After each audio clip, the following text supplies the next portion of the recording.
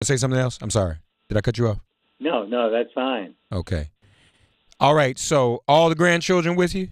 No, just one left. Just one left. The other Okay. two had gone off. So, Well, you all enjoy your time. I hope you enjoyed your time with the others over the oh, weekend, sure and give did. Sure and did. give Kathy my love too. Okay. I will do that. Yes, sir. All Have right, a good Sam one. Smith, the Progressive Review, folks.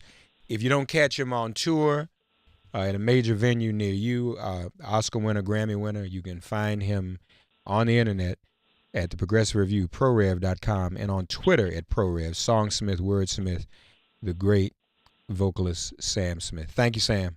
Thank you. All right, enjoy your day.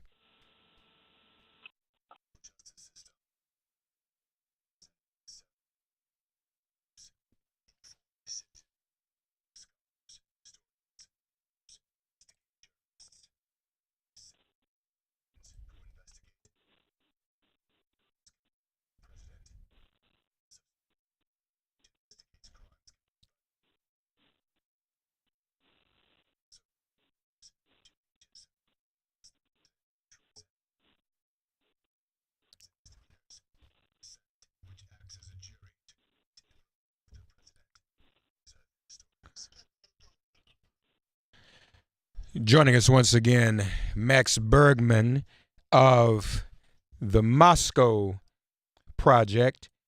Max, welcome back to the show, man. How are you this morning? Good. How are you? Thanks for having me. It's fine. It's a pleasure to have you. What does the Michael Cohen revelation tell us about Trump and the campaign, and what more does it tell us about its collusion with Russia? I think the main thing that the Cohen revelation, and this is the revelation that Michael Cohen says that he was in the room or knew, that Trump knew about the June 9th meeting before the June 9th meeting happened. It basically confirms everything we had suspected. It would have, frankly, been totally shocking if Trump didn't know about this meeting. And we know that before the meeting took place on June 9th, and this is a meeting set up by Donald Trump Jr., where it's the representative to a Russian oligarch, says as part of the Russian government's campaign to help your father's election, we have all this dirt on Hillary Clinton. And Donald Trump Jr. responds, I love it. And they set up the meeting shortly thereafter with Donald Trump Jr., Paul Manafort, the chairman of the campaign, and Jared Kushner. And so the idea that Donald Trump wouldn't know about this seems really bizarre and like implausible. And then we know that before the meeting took place, Trump had even said basically that the following day Trump would do a big speech where he would reveal all this dirt on Hillary Clinton. And we know Donald Trump Jr. called the blocked or received a call from a blocked number. We know Donald Trump operates a blocked number. So everything pointed to Donald Trump knowing. And what this means is that Donald Trump effectively aided and abetted a Russian effort to attack our democracy.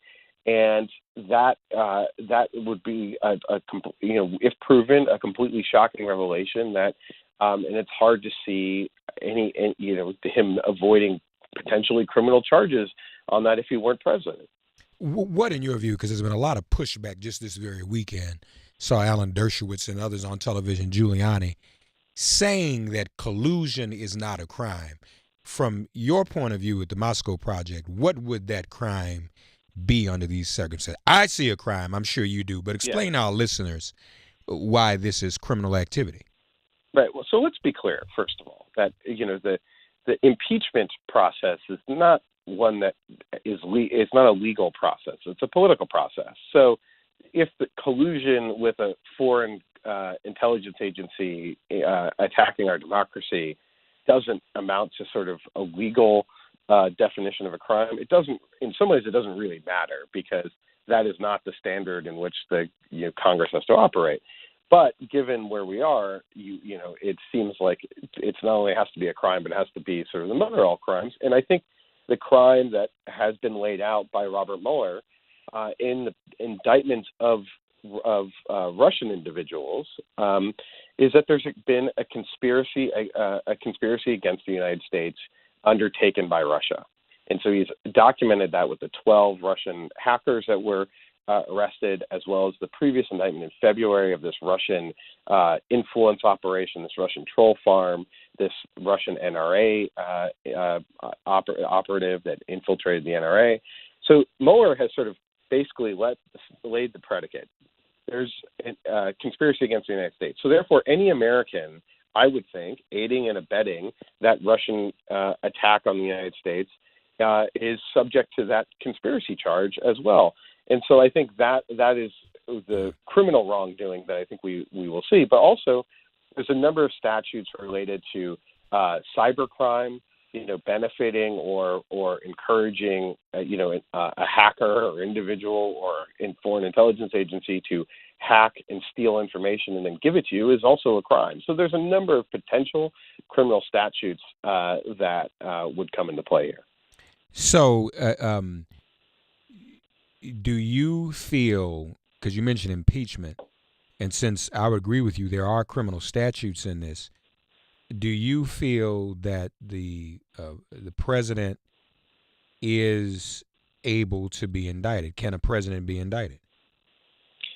So I'm not a lawyer, and this is a thorny constitutional law question. I do sort of think that on from kind of a lay person's perspective, if I were to shoot someone and murder someone, and then no one would find out who that I did the crime, I run for president, become president, and then finally someone figures out that I've done the crime, I would think that no one should be above the law in this country, and that if the president of the United States, if I committed murder, then that person should be indicted for those crimes. And I think similarly, in this case, if someone aided and abetted a foreign intelligence agency in the midst of running for office, I would think that would be, they should be subject to criminal indictment. And that includes his businesses as well. If his businesses have been shown to be effectively money laundering operations, then I think that he should be subject to indictment. That is one of the core constitutional principles. I grew up in America, no one's above the law, and that includes the president of the United States. At least that's what I had thought. So, and I think that is a question that Mueller is going to have to grapple with. And the inclination is that Mueller won't indict the president because, according to the Department of Justice's own regulations, it says it will not indict the president. But I think this may be an unusual circumstance which prompts indictment, but we shall see. So you mentioned Max Bergmann with us, folks. You mentioned him being a micromanager in your latest piece. And folks, we'll share that with you on our Twitter feed right beneath this video, because we are streaming on Facebook, Twitter, and YouTube, ladies and gentlemen. But you mentioned how he's a micromanager, and how particularly he was even obsessed with his own home state and winning his own home state, which is ridiculous because there was no way he could win New York. So I have a question. Do the date of, and just bear with me for a minute because I want to get this timeline right. The date of that meeting was when again? It was June 9th, 2016. And the belief is that he is present in the building, correct? Yes. So, Max, wait a minute now. June of a presidential election year, why would he be sitting in his office? I mean, most candidates, even if they aren't running for president, are on the road during a month like June, aren't they? Yeah.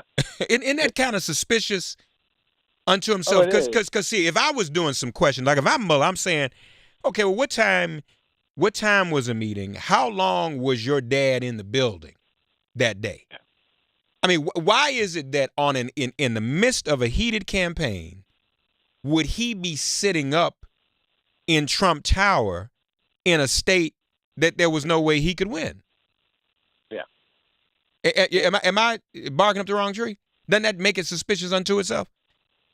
I think it does. On the other hand, we did know that his campaigning, he was notorious for just wanting to always come back to his house and come back to his apartment in Trump Tower.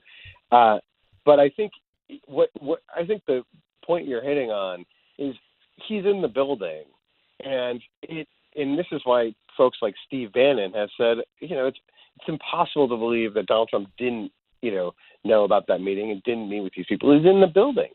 And I think, so the point of the piece that we laid out is basically that just Trump ran the Trump campaign. And, right. There's been a lot of folks in the press sort of saying, well, maybe all this was taking place, but Trump didn't know, and Trump might not have known. They may not be able to get, finger Trump. But what's clear is that if from all the embedded reporters who were there, following him along, who would constantly say, Trump's in charge, Trump makes every decision, it's not a real campaign, it just is the Trump show. And that all the staff saying the same thing and Trump himself saying the same thing. And then you look at the way he's run his businesses, it's, Donald Trump Jr. and Eric Trump weren't doing things sort of freelancing and then just, coming and informing him after the fact. He was involved. So this idea that he wouldn't have been involved in the most important decision that the campaign had to make, which was whether or not to collude with Russia, and the answer was affirmatively yes from them, that they'd love to collude with Russia.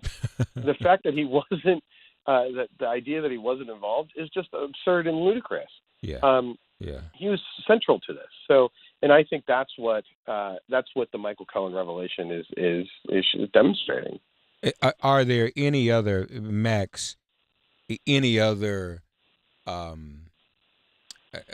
loopholes or outstanding questions you have about this particular meeting? Well, so all we know about what happened during the meeting is from the word of basically Donald Trump Jr. and those involved in the meeting, who all have an incentive to stick to a certain story. And the story that they're telling is that Donald Trump Jr. didn't get the dirt, the collusion, the emails that they were hoping for. Now, that sounds plausible, but I'm quite curious still about what happened in the meeting. But at the very least, what we know, so, the story from Donald Trump Jr. is that we had this meeting, but it was a waste of time because, we thought the Russians were going to come with all this good dirt on Hillary Clinton, but they didn't. In other words, the collusion wasn't good enough for him. And at the very least, what this shows is that there was a will on the part of the Trump campaign to work with the Russians. And if the Russians had shown up with, amazing dirt on Hillary Clinton with all these emails, the Trump campaign wouldn't have hesitated to accept it. So it shows they wanted to work together. But I'm still very curious what actually took place. What was, is that what happened, or was there a lot more? Because what we know is after this meeting takes place, the Russians did effectively release emails at times that would have been particularly damaging to the Clinton campaign. The DNC email hack released right before the DNC convention, and then most damaging, the emails from the campaign chairman, John Podesta, that were released on October 7th, right after the Access Hollywood tape broke. And so both of those served to kind of help Trump at a time when things weren't looking good for him. And why should we think this was the only meeting? I mean, I think if this were to be dug into a little bit deeper, we might find there were other meetings and other contexts, correct? Physical contexts. No, let's be clear. This is not the only meeting. We know of at least 8 meetings that took place between Trump campaign associates and Russian government figures before the Republican convention. We've documented at least 24 meetings during the campaign and the transition. And then, I think the big telling fact here isn't so much that they had meetings with Russian government officials, though that's pretty damning. It's that they then lied about all of them. If the story was just like, we wanted to have a good relationship with Russia, and so, yes, we took some meetings, just as maybe someone in another campaign met with some German official or Estonian official or something like that. But instead, they had these meetings and then lied about all of them, Yeah. every single one. And I think that hints to a cover-up. And why are you covering something up? Because there's something there that you don't want the public to see. You're potentially covering up a crime. And it looks, pretty obvious what that crime was and why they're so nervous about this. Indeed. So I think, we know that they were meeting. What were they meeting about? What were they discussing is, I think, one of the questions Mueller is going to try to get to the bottom of. All right. Max Bergman with us, folks. Trump, the latest dispatch at the MoscowProject.com, the MoscowProject.org, and we shared it on our Twitter, twitter.com/makeitplain. Trump ran the Trump campaign. For Donald Trump, it's always about control.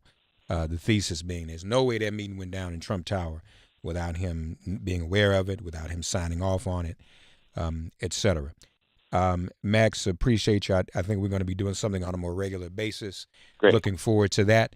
Again, folks, the MoscowProject.org. Thank you, Max. Enjoy your day, man, okay? No, thanks a lot. You have a great day, too. All right, you do the same. SiriusXM Progress 127, Resistance Radio. Get woke, get ready for impeachment. Don't go away. This is MIP.